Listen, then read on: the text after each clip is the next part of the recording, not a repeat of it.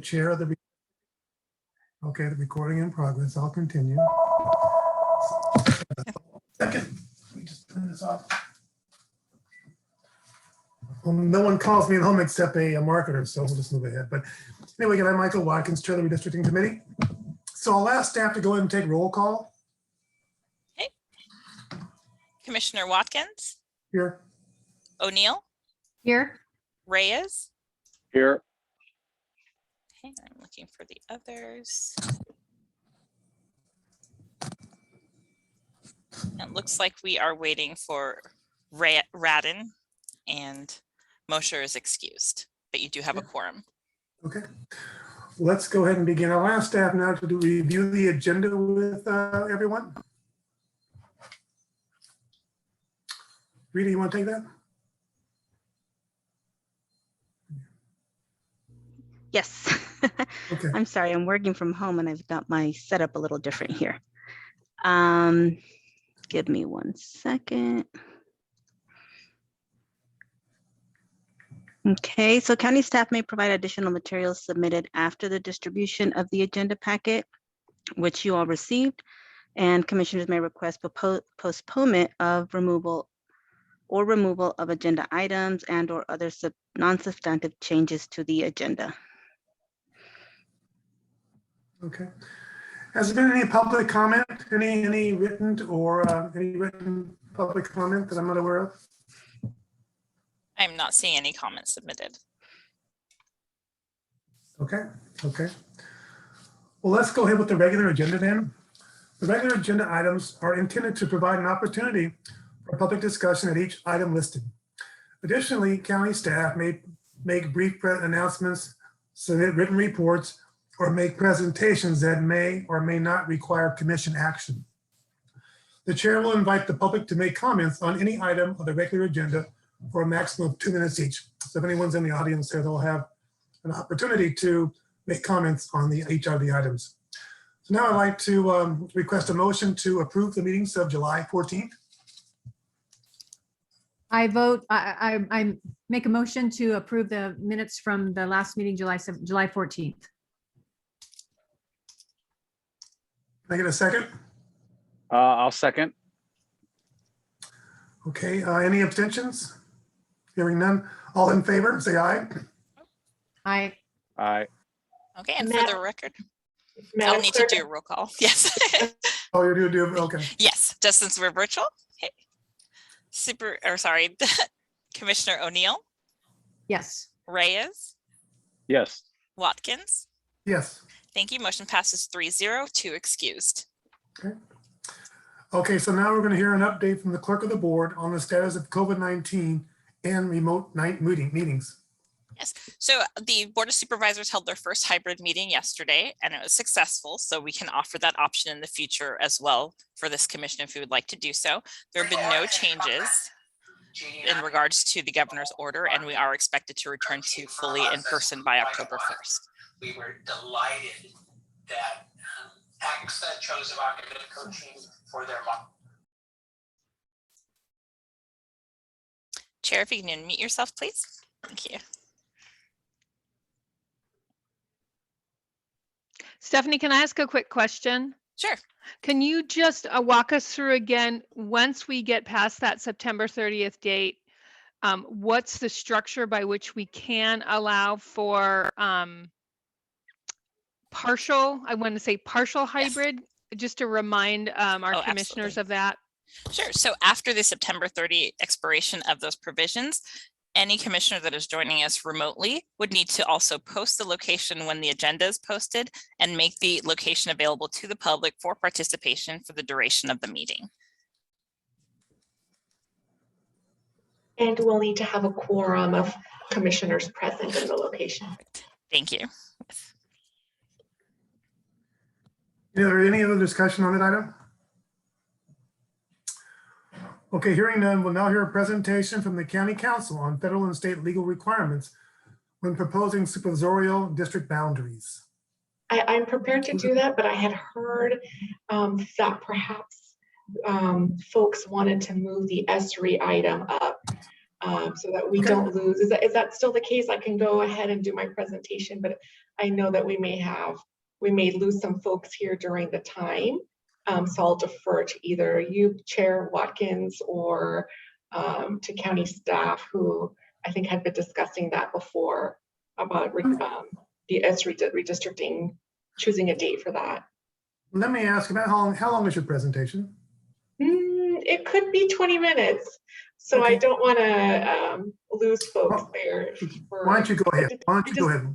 Oh, okay. Are you sure about that? Okay. Okay, I'm Yeah. going to share my Go ahead. screen here then. Oh, let me see if I remember how to share my screen.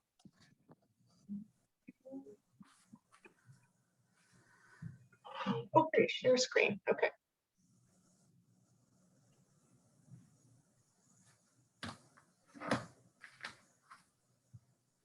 Okay. Can everybody see that okay? I'm not sure why it's called What's New with Redistricting, but the title here is Redistricting Part 2, Federal, State, and Local Considerations. All of you guys can see that okay? Yes. Okay. And when I was working on this presentation, I actually realized I should just call it Legal Stuff Part 2. But hopefully this is some good reminders about the federal, state, and local considerations that we're working with here on our redistricting, endeavor here. So here are the goals of today's presentation. I'm just hoping to review for you all the federal legal requirements that we have. We have a lot of case law and statutes that go with it. We also have some state legal requirements, especially under AB 849, and solidifying our understanding of communities of interest. And then we also have some local Board of Supervisor principles that were adopted in 2001 that still apply today. And I'm just going to briefly review some Brown Act limitations that are going to really come into play here as we get closer to drawing our maps. So you might remember, seems like a long time ago now, but a couple of months ago when I talked about federal law and we talked about the US Constitution and how redistricting comes from the census and our government's principle, our democratic principle that we have one person and one vote. That's really the core of our democracy. And so as part of that, when we do redistricting approximately a year or so after the census is taken, we're trying to ensure population equality through all of our districts. So when we're doing congressional redistricting at the federal level, they do require more of a perfect equality between districts. However, for local districts like ours at the county level, we don't necessarily need to have perfect equality. We are allowed to have some deviation in the sizes of the districts for, minor deviations there, as long as we have some valid government interests, such as keeping together political subdivisions, maintaining communities of interest, accounting for geographic compactness. So those are some examples that case law has told us are okay when we're considering apportioning our districts. Supreme Court cases have told us that up to 10% of deviation is usually okay. However, that presumption can be overcome. I would say that we should try to aim for about 5% or less difference between the population sizes of our supervisorial districts. The other thing that's important to know about here in our federal law and as we're thinking about redistricting is the Voting Rights Act of 1965. And if you've been following the news, that's actually been a really big part of, of case law and legal challenges that are occurring across the country. But this is really a landmark piece of legislation that passed during the Civil Rights Act to ensure that all communities, especially communities of color, were able to participate in voting and have voting access. This was part of a larger era of ensuring that we were living up to our democratic principles. And at that time, there were literacy tests and poll tests and poll taxes and those kinds of restrictions that even our own government was placing on citizens that would limit their limit their access to voting. And of course, at that time, we still have, and still today, have vestiges of vestiges of Jim Crow, of Reconstruction, and of course slavery, right? And so it took this landmark piece of legislation to really try to give governments a wake-up call that they had to, make sure that all citizens had the right to participate in our democracy.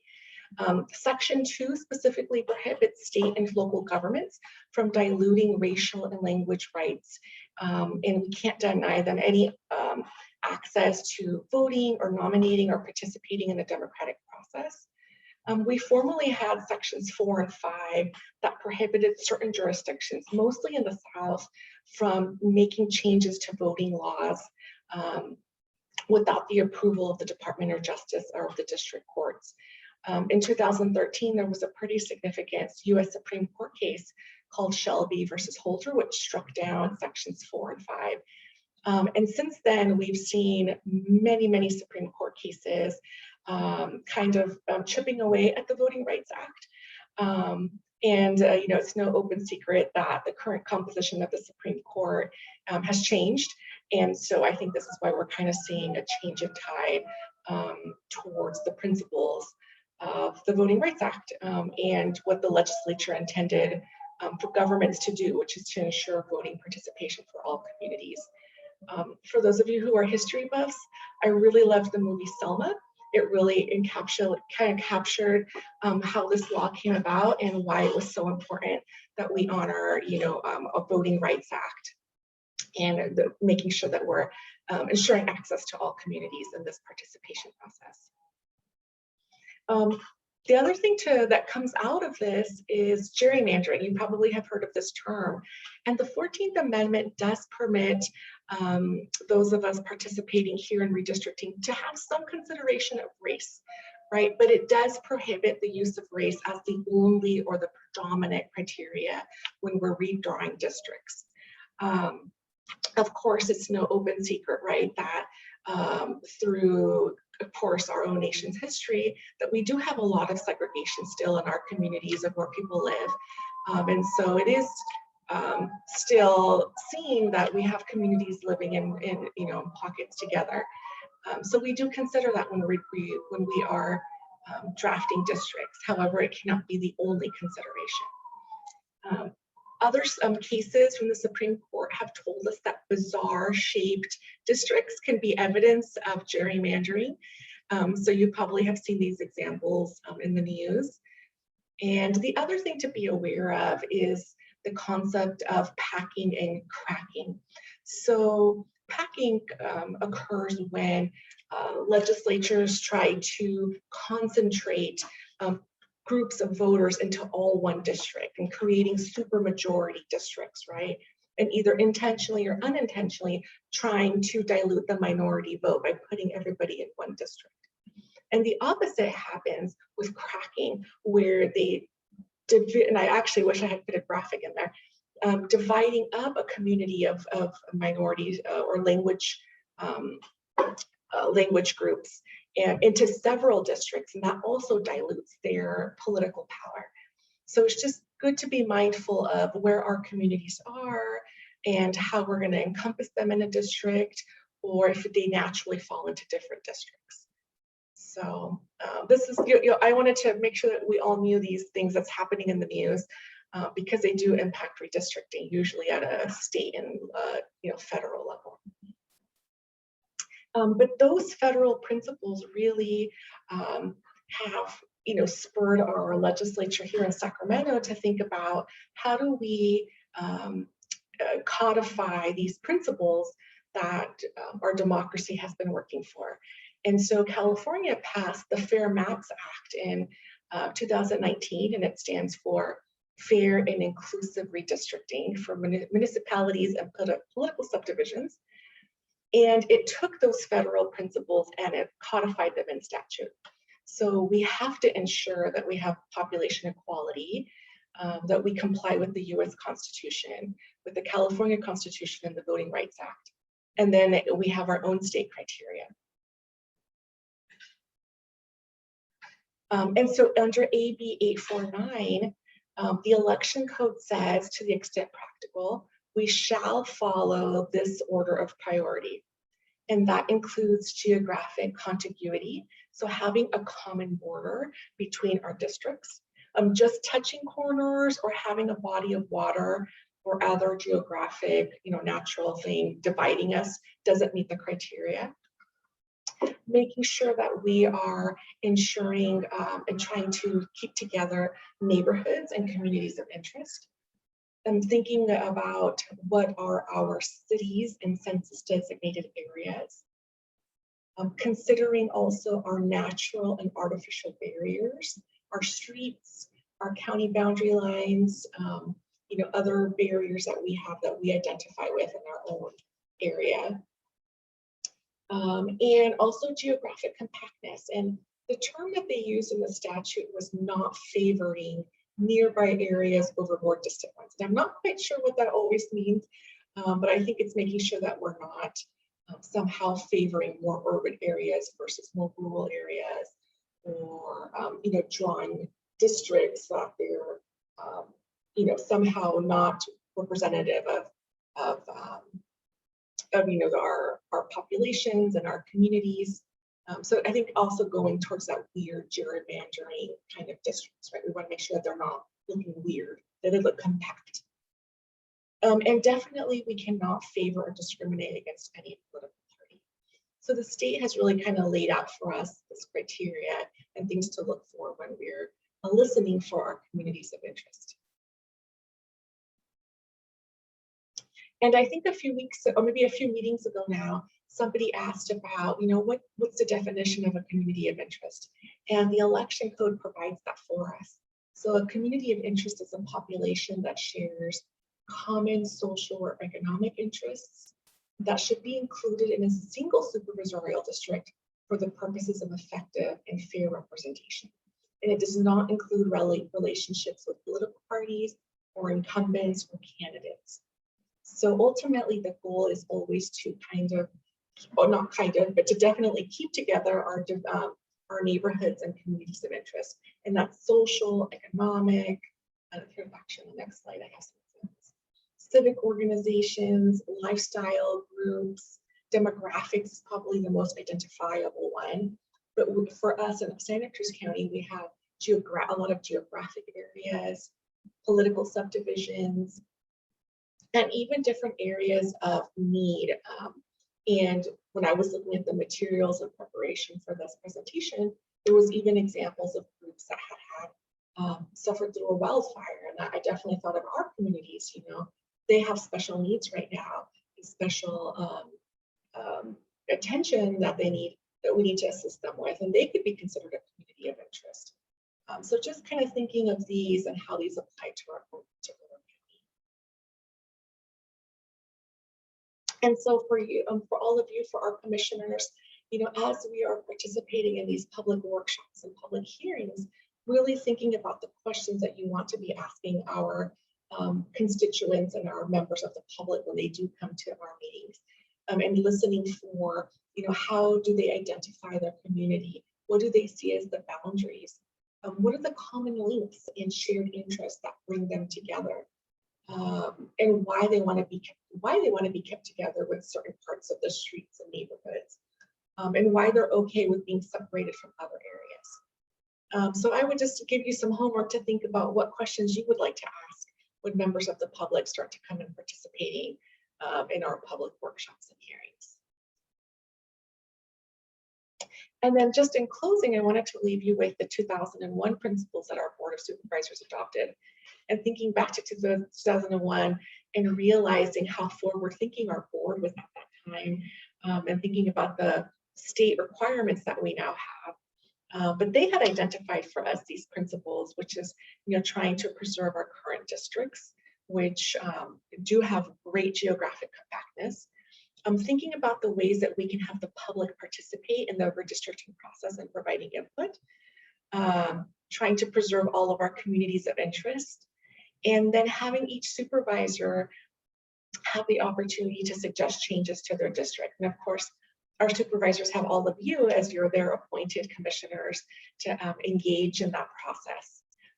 So these are, 20 years young and still kind of guiding us as we go through this redistricting process. And then I just want to leave you with some Brown Act reminders. And so both the spirit of the law and the letter of the law really is to encourage public participation as much as possible. So to the extent we really want all of our discussions and considerations of how we're going to redraw the maps to happen here at these ARC Commission meetings. In some ways, I like to explain it as, you know, each of you is doing your individual homework on your own between meetings, and then we're coming together at our commission meetings to class, and then we're going to share our homework and share our discussions in a group setting so that the public can see and the public can participate and voice their opinions too of what defines their community and how their districts should be reflective of their, you know, their areas. So please just watch out for unintentional meetings that could happen when 3 or more members discuss things outside of a publicized, noticed, agendized meeting like we have here, because we do really want to avoid the appearance of having backdoor dealings or secret negotiations, right? We don't want the public to feel like we're drawing district lines without them, or, you know, trading neighborhoods and not having them a say, giving them a say of what district they want to belong to. The last thing to watch out for is meetings by proxy, and that can happen because, of course, all of you will be discussing heavily with your supervisor, you know, what neighborhoods are a little bit overflowing in our population equality, which ones are a little under. And so just be careful not to kind of transmit information from district to district, because we definitely don't want to have an unintentional meeting where suddenly District 4 knows how District 1 is going to vote, or how District 2 wants to redraw lines and District 5 disagrees, right? All of that information should really be shared at a publicized meeting. And as you might remember from our very first training, we have a lot of public participation requirements and notice requirements. So we definitely want to adhere to those as well. And I'm going to send out this PowerPoint and we'll post it too on our ARC website for everybody can take a look at later. And I think that's about it. That was a much shorter presentation than I anticipated, Commissioner Watkins. So thanks to all of you, and I hope that was a good reminder of the things that we are going to be embarking on in the next 2 months, 3 months. Thank you, Ruby. I'll ask Sherry or Chris if they have any comments or questions for staff.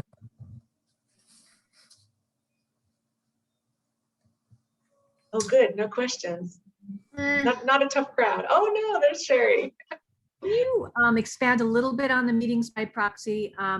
It's okay for me to talk with my supervisor, but if that goes beyond that to involving more of a quorum with other commissioners, then that's a meeting by proxy. Just to be careful. And so, for example, if you happen to know how your supervisor feels, and then you happen to talk to Chair Watkins, and you say, "Oh, my supervisor's planning to vote for Map A," and then you happen to talk to Chris, and he's like, "Oh, my supervisor's going to vote for Map B," and then somehow we're all sharing information of how our supervisors are planning to vote unintentionally, and more than 3 commissioners, then we've unintentionally had a meeting by proxy.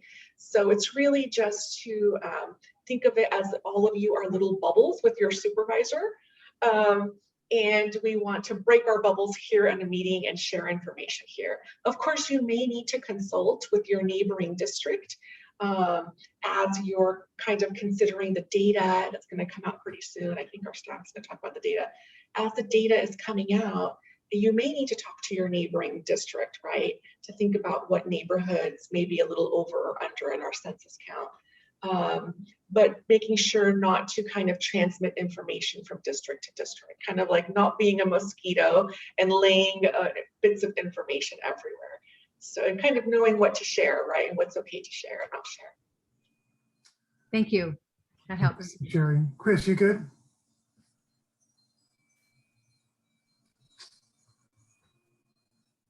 I guess he's on mute.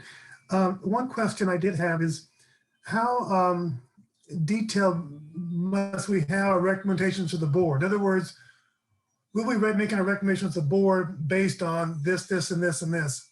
How detailed must that information be? Or how deep do we have to go? Does that make sense?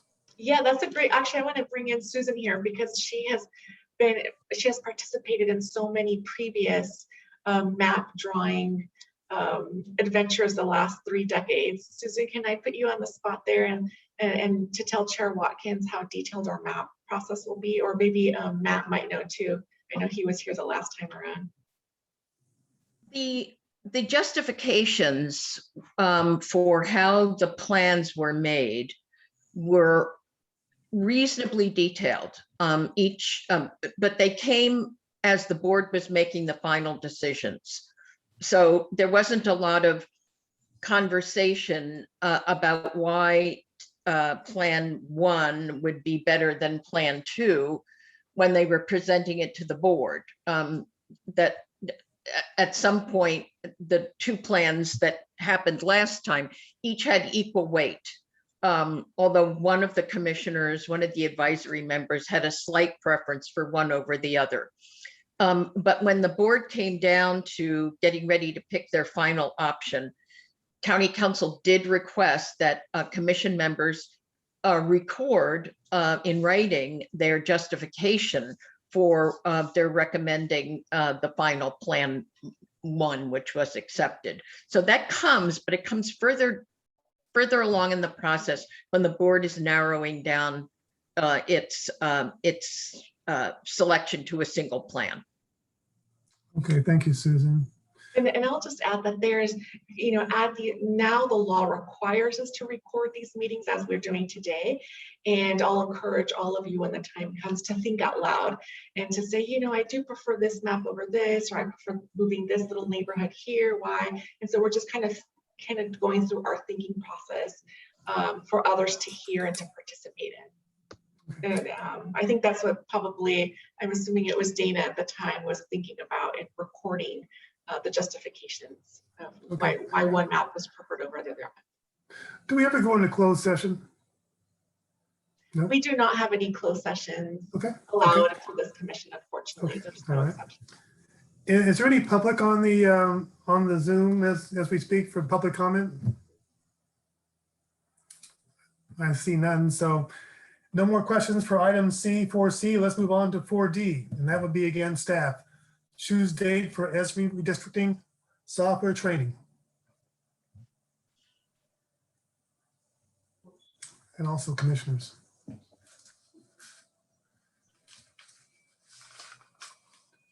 Do you want me, what were you thinking about the dates? And what in the timelines? Let me ask you that. Are you directing the question at me or at Susan? Matt, it's your turn. Thank you. Sounds good. Yeah, so whoever wants to take it. You got it.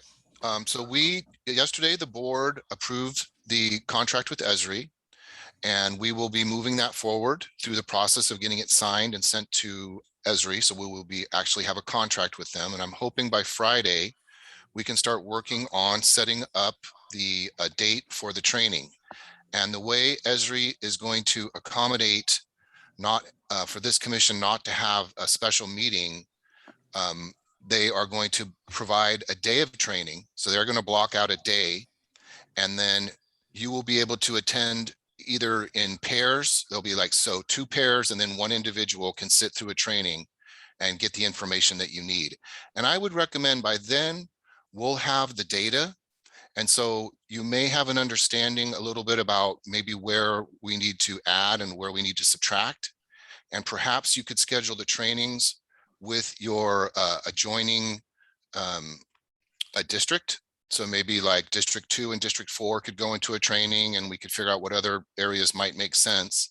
And so what we really will need is a date that all the commissioners are available, not necessarily a time, because ESRI will be available that entire day. Is that clear? And the presentation for each is about approximately how long, do you know? I don't know. I would assume Okay. it's an hour or 2 hours. Is about what I would think. Yeah. Okay. Do you want us to come on up with the date today? We're missing 2 commissioners, so that could be a problem. What do you think, Alyssa? Thanks, Chair. So Matt, we didn't actually give an update to everyone on when we think we will actually get imperfect data. So maybe we want to talk about that. But my guess, if I'm remembering correctly, is we will publish data on the 20th. And we can get into the mechanics of it, but I mean, so the idea would be we have the training after the 20th.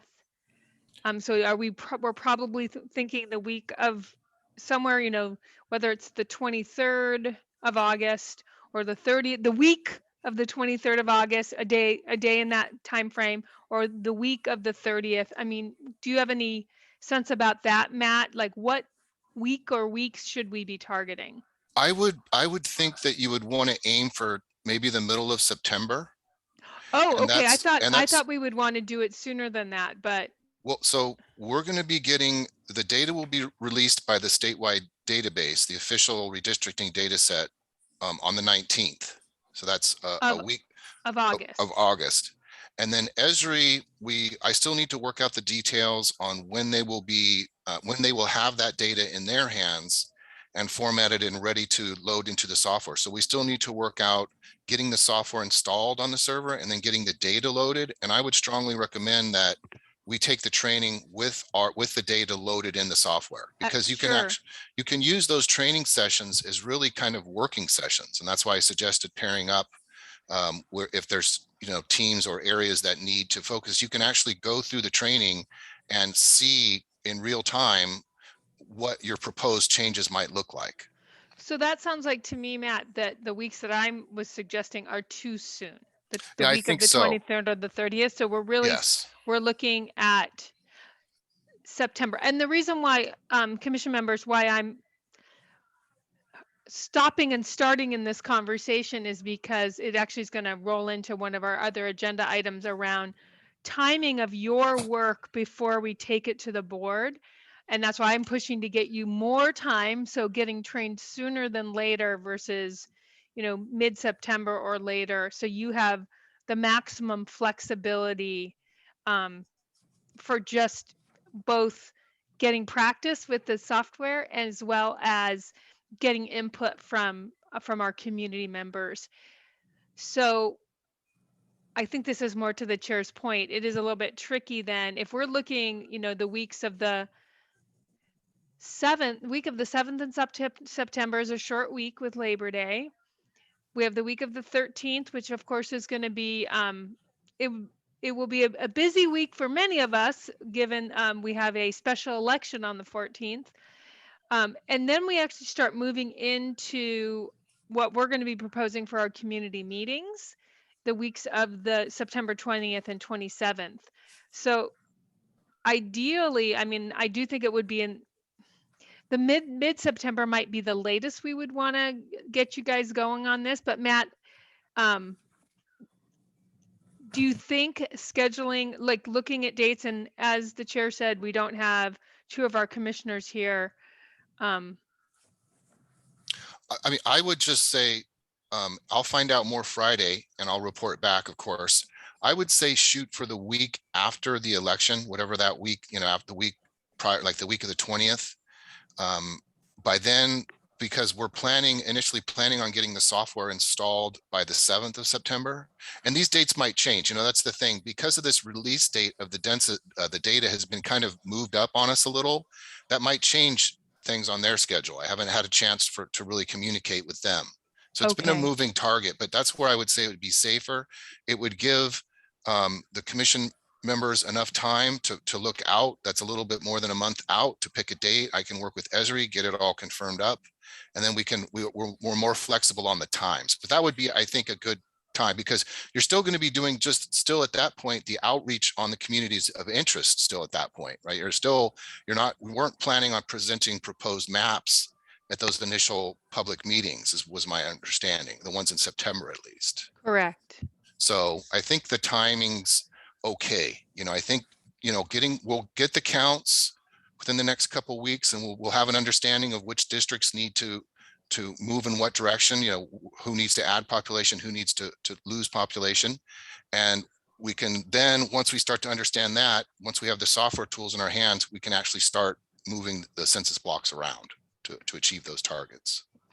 And then just to reiterate what you'll be working with, the first load of data that Esri will be putting into the software will be the preliminary redistricting data with the prison population not done yet. That will happen in about there'll be a 30-day period. Well, you may be working with quote unquote unofficial data.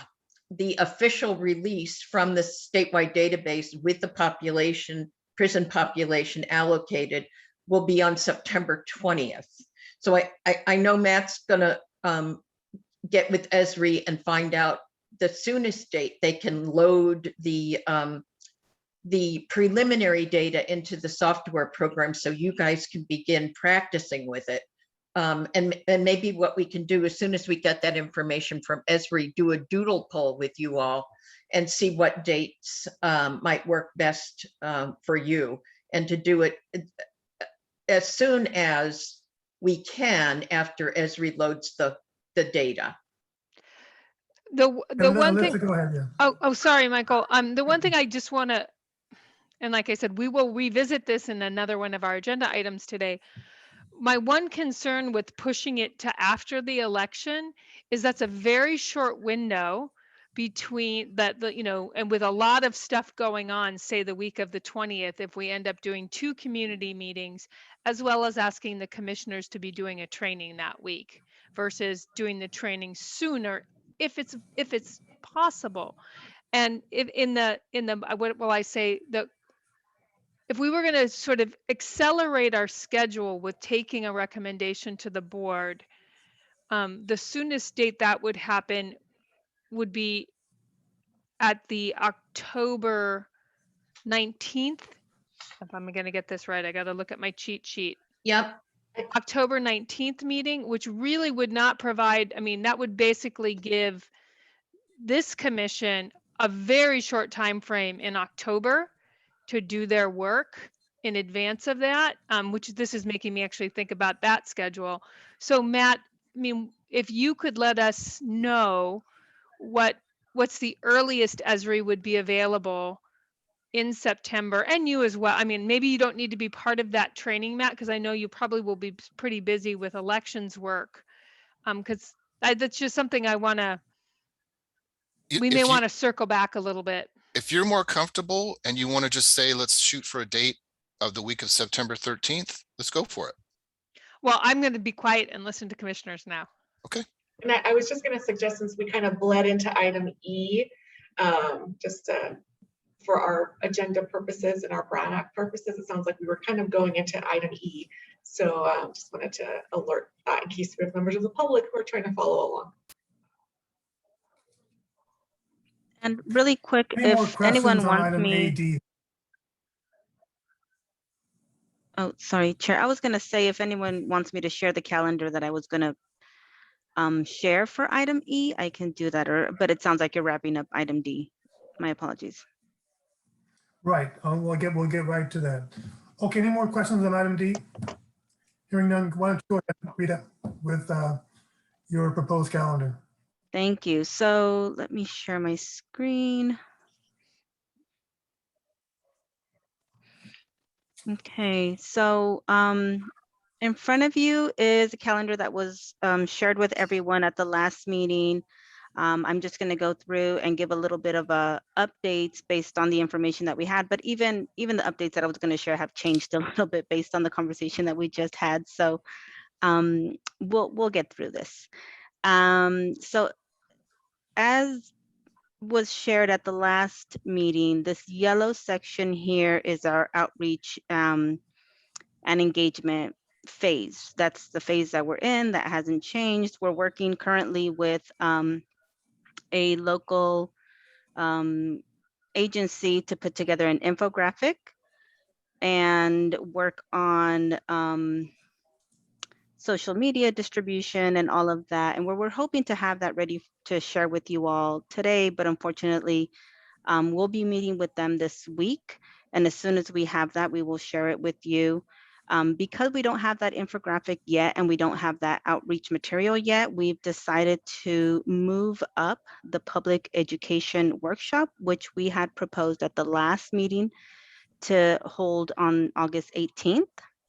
So that first public educational workshop, we're moving over to the first week of September, September 1st or 2nd. Our current plans are to hold it as an evening meeting, hybrid meeting, and hold it at the Board of Supervisors chambers.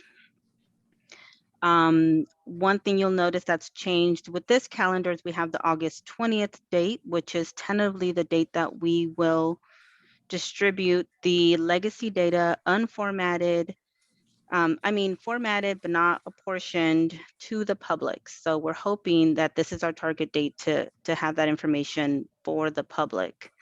As Susan said, September 20th is when we hope to have the formatted official redistricting census data with the inmate populations reallocated.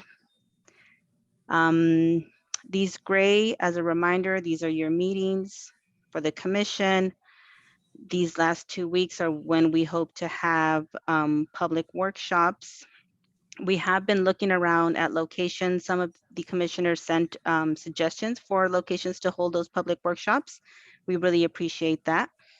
Currently, we are thinking of having the public workshops, like I said, in those last 2 weeks of September. And our locations that we're just waiting to have confirmed are hopefully Felton Library, the Sheriff's Community Room, and the Watsonville Community Room, which is over at the Civic Plaza. Go ahead, Elisa, you had a question?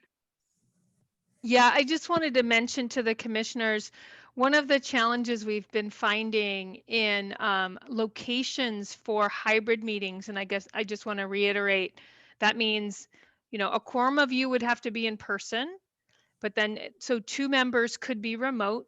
But we wanted to make sure we had the ability for the public to participate both in person and remote. And finding locations that actually have the technology facilities to do hybrid has been a little more challenging than we expected, which is why we're doing things sort of falling back to county facilities where we know the technology can support the hybrid approach. So just wanted to give you a little bit more insight into why we're sort of landing in the locales that we are. And it's really to give that maximum flexibility, quite frankly, for your participation and for the public's participation. Most schools have the capability of most school district offices. So that's one more thing to consider if you need. They would have the capability. Great suggestion. Okay, so Rita, I'm looking at this calendar, Rita. Mm-hmm. Okay, so the green's what? The green is the line drawing and mapping. So August 20th, you'll have the formatted unapportioned data by district. So like was mentioned, you'll be able to see kind of the overflow and underflow within each district. September 20th is when you'll have the official data, and there is a 7-day waiting period before draft maps can be published, but we're assuming that shortly after September 20th, and correct me if I'm wrong, Ruby, you'll be able to actually start drafting maps. So this green is, like I said, the line drawing, the mapping, and then this purple is when kind of we have the window to hold the public hearings for recommendation of draft maps to the Board of Supervisors.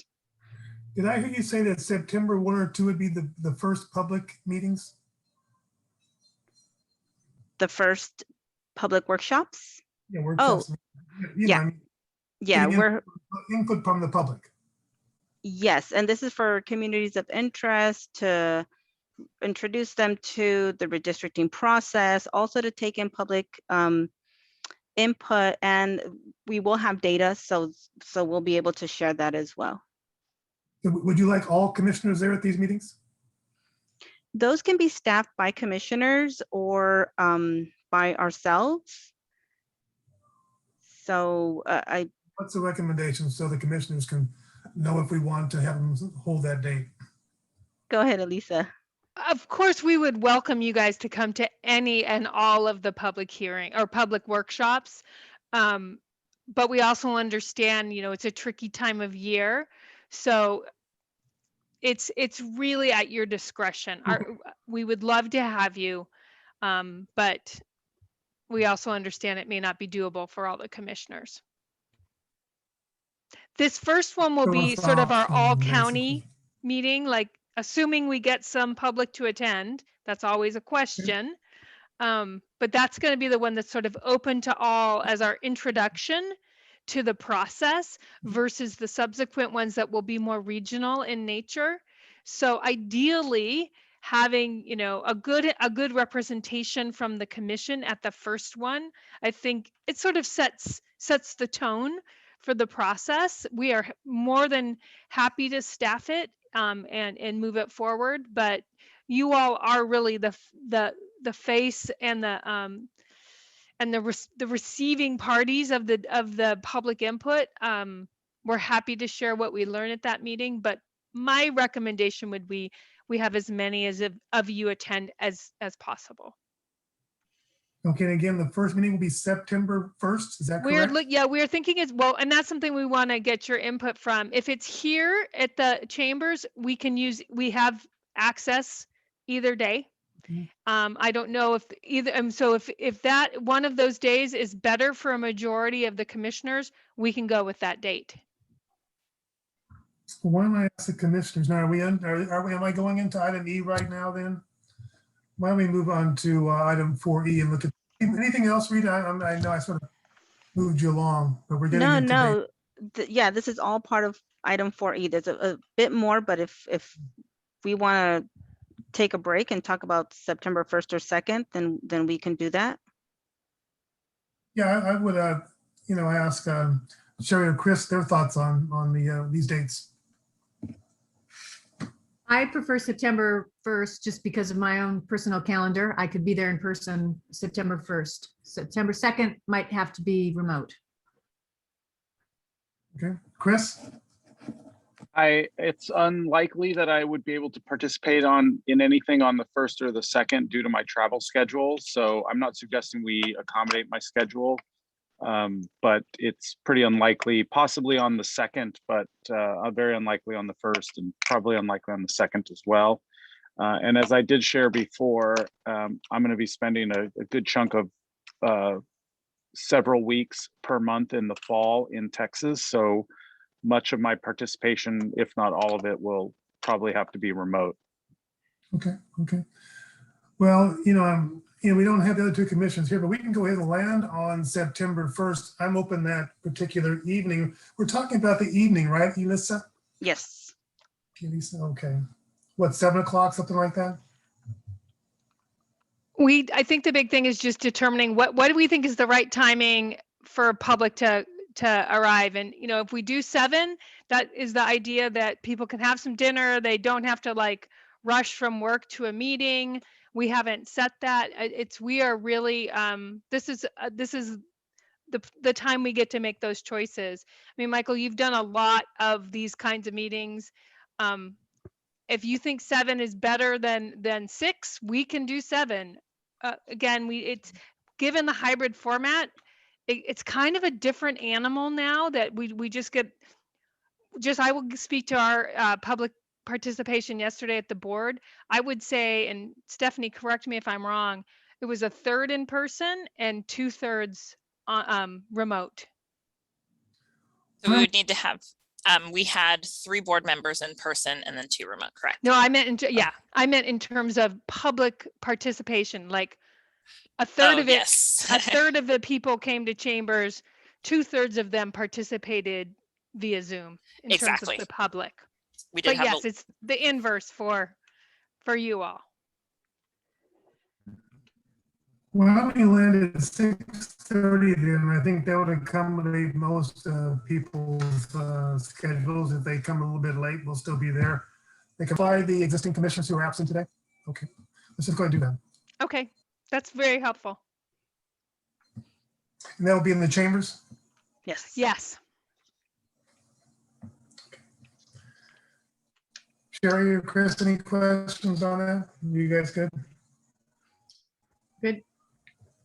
Okay, good. Now, before I move on to the next page, the Mhm. only thing I want to note, I'm sorry, is we have our commission meetings scheduled up until October 6th, and then after that, we haven't landed on any dates.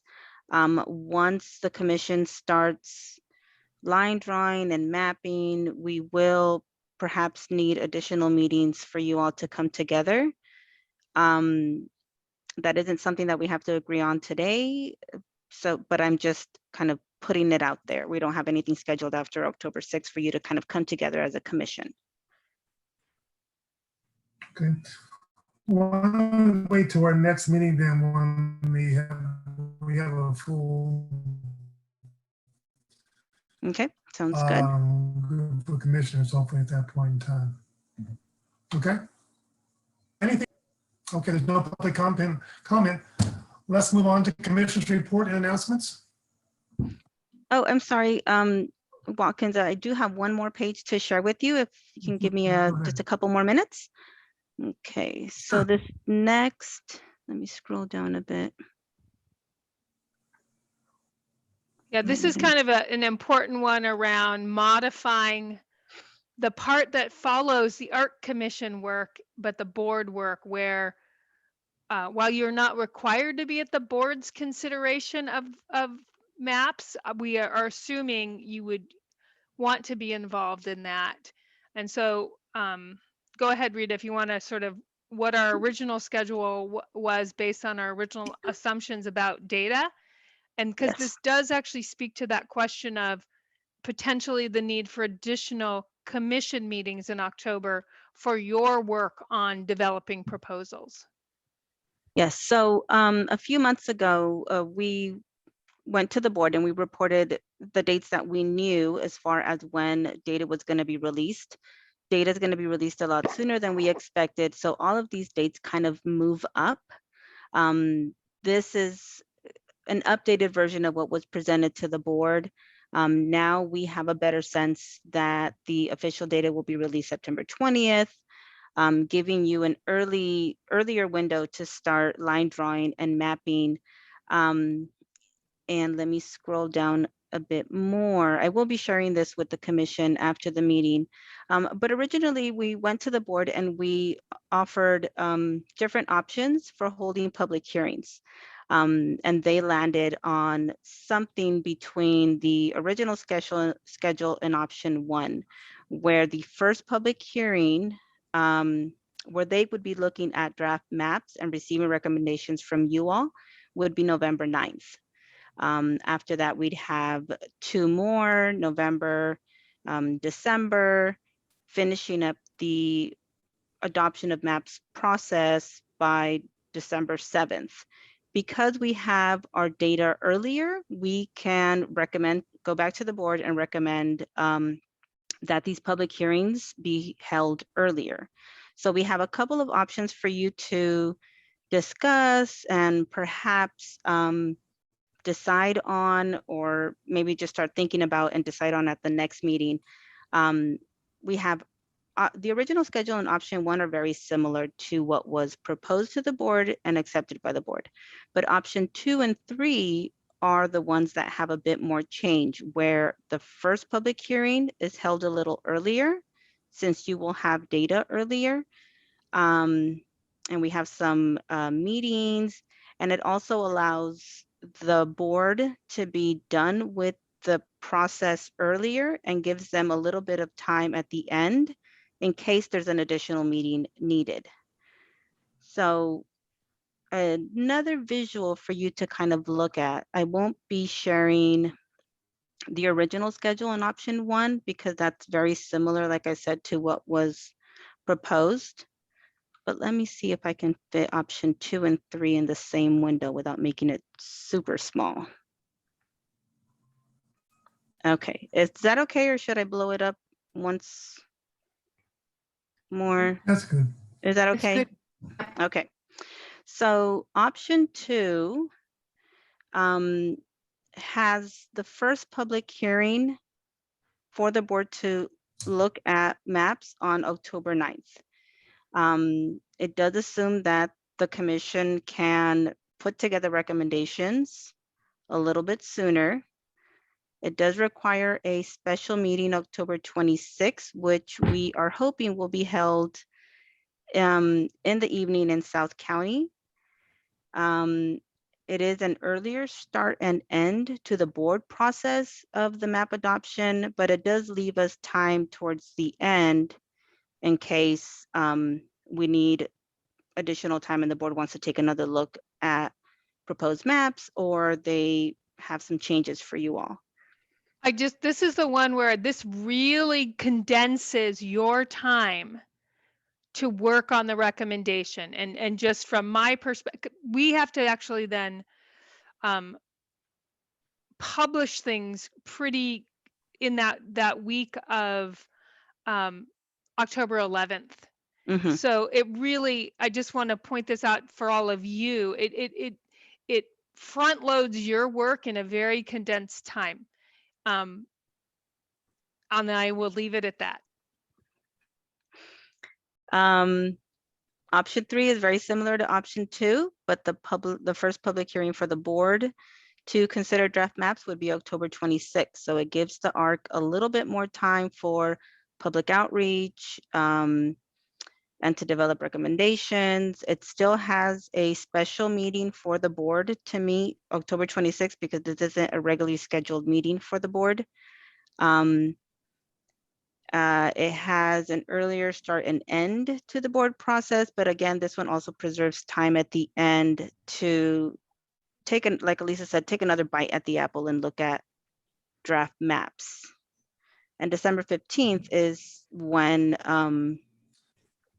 the final map needs to be adopted. I want to ask Sherry or Chris, any other preferences? Do you have any preferences? I don't, I'm No. pretty open those months, so I'm good. No preferences from me. Okay. No preferences from me. Okay, thank you, Chris. Yeah, appreciate that. And I'm open too. Alyssa, what's your recommendation? I mean, you've been, you know, I'll defer to staff. I guess I am, from my own sort of risk aversion perspective, I'm a little nervous about option 2 because of that pressure it puts on you all in that, like, you're just finishing getting your public testimony.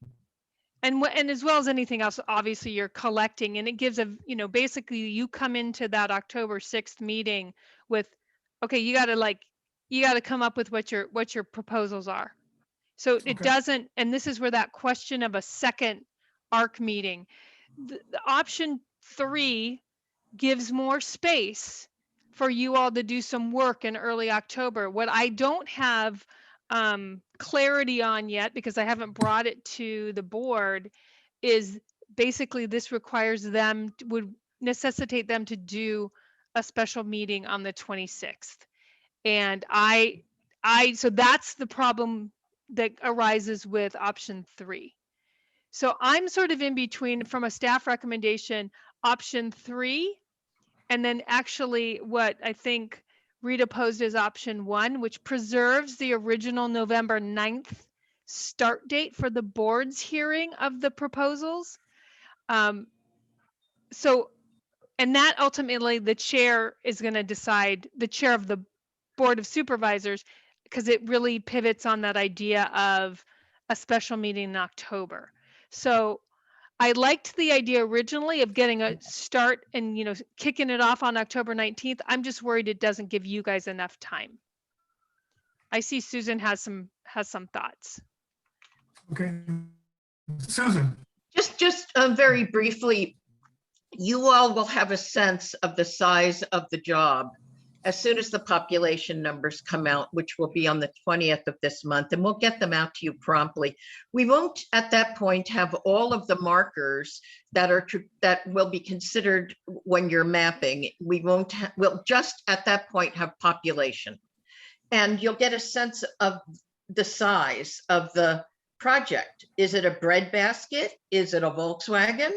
Is it a SUV in terms of how much change needs to occur to get to equality?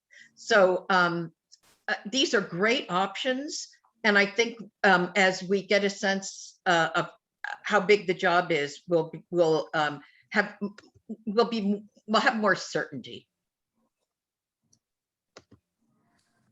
Well, do we have to make a decision today? Is that in coming up on us, or can we do? You know, defer we it? can definitely pause. And quite frankly, I need to get clarity from both the CAO and the chair of the board to the extent that actually option 3 with that special meeting on the 26th, and actually the same thing for option 2, is actually a viable option.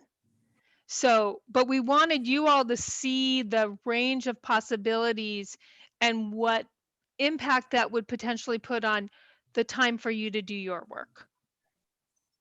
Okay.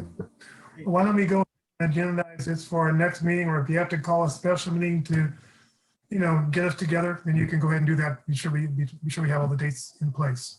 Okay. Sounds good. And I really appreciate Susan's point around, we're going to know the size of the task in real quick time. Okay. Okay. I'm gonna move on into written correspondence, and I guess if you had to call a special meeting, you have 72 hours to do that. Is that right, Rita? Or maybe actually 24. If in case you need this board to.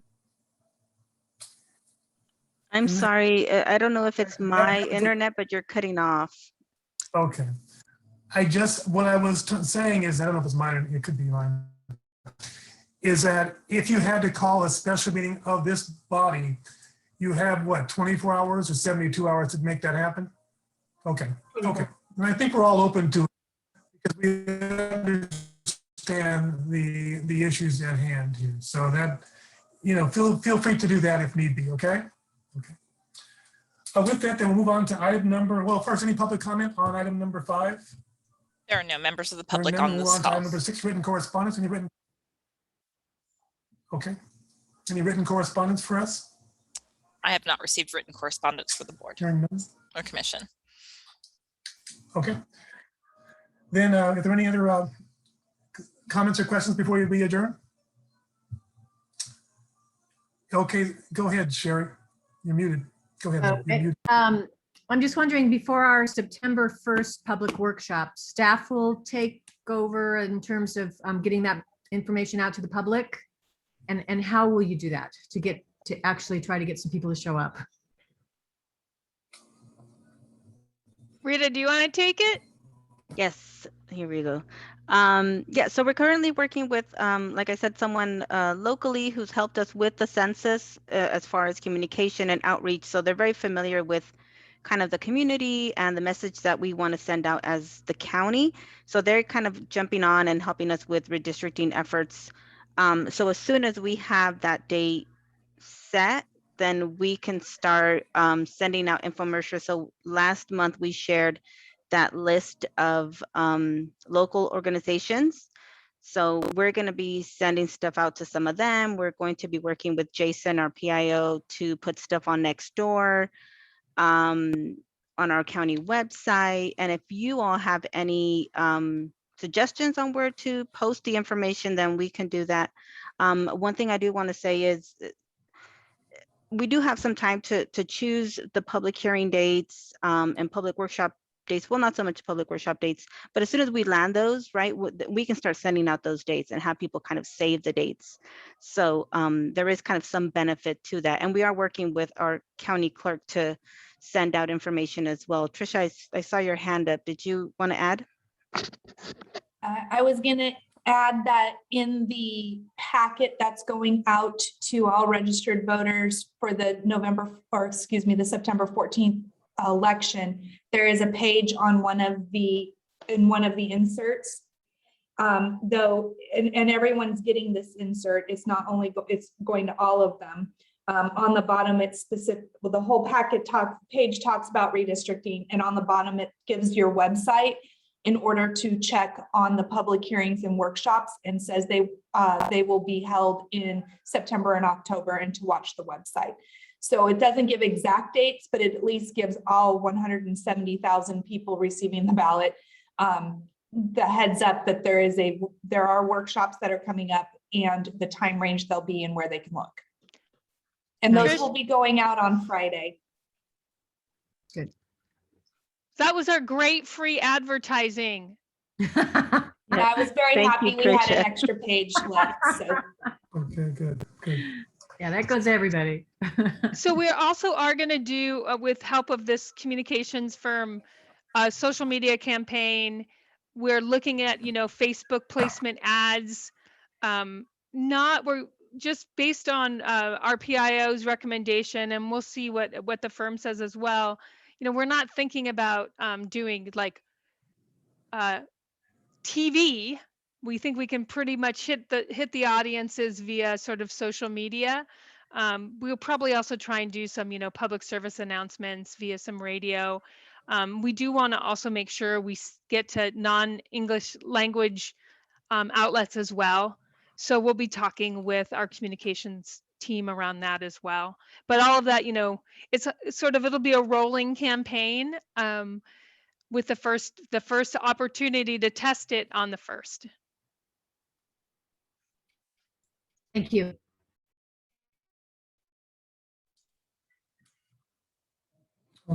Okay, thank you. Will it be the public meeting?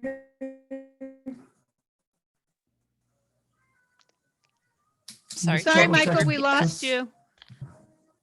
Okay.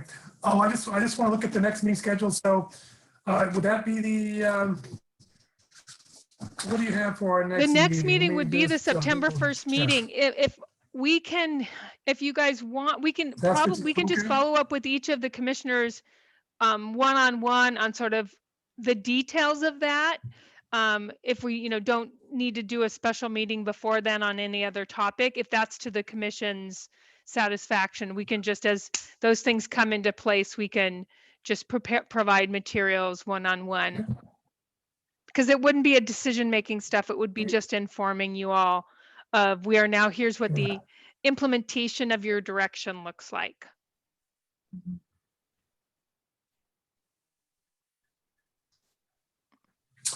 Okay.